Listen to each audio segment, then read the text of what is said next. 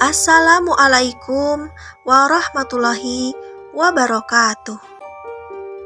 Selamat datang di channel Kalangkang Harapan bersama saya admin yang akan berbagi cerita mulai dari cerita keluarga, cerita petualangan, cerita inspirasi, cerita romantis, hingga cerita mistis. Kali ini admin akan membagikan sebuah cerita mistis yang berjudul Pengalaman Seram Pertama Saat Camping Pramuka. Bismillahirrahmanirrahim. Sore itu, di sekolah yang terletak di sebuah desa, sedang diadakan perkemahan Sabtu Minggu. Para anggota pramuka mengadakan camping di area sekolah. Mereka bersemangat mengatur tenda dan menyiapkan api unggun. Pada perkemahan Sabtu Minggu itu, aku dipilih sebagai petugas pos tanda jejak malam. Ketika waktu tanda jejak malam tiba, aku ditugaskan untuk berjaga di pos 2, yang mana pos 2 ini berseberangan dengan pekuburan. Karena jumlah anggota petugas pos yang terbatas, aku pun berjaga seorang diri di sana. Malam itu sungguh gelap dan sunyi, tanpa penerangan apapun. Lagi pula, aku tidak diperbolehkan untuk membawa senter.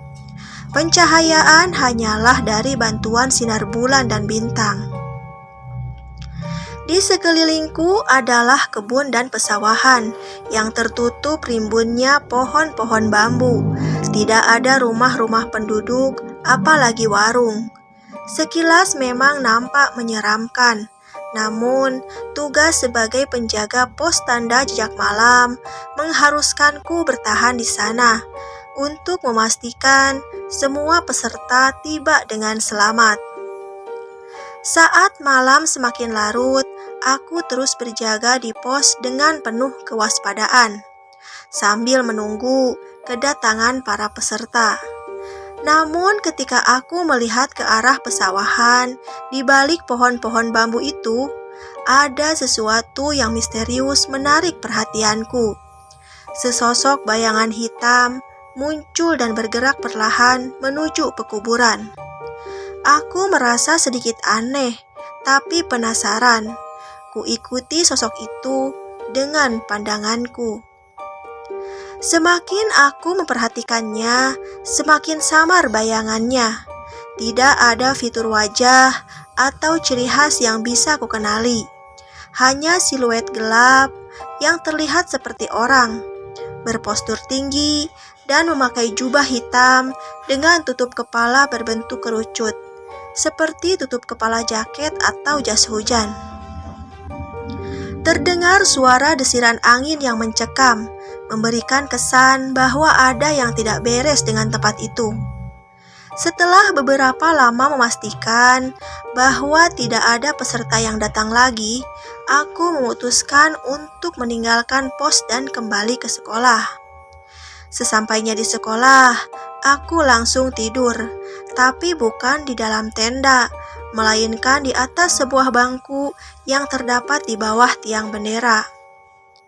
Tanpa laporan terlebih dahulu dan menyelesaikan acara malam itu, aku pun segera terlelap dalam tidur yang lelap.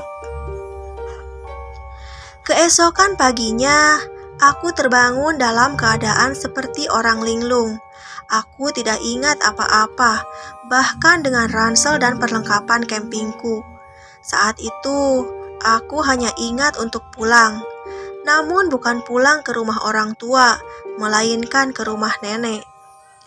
Sampai di rumah nenek, aku kembali melanjutkan tidur.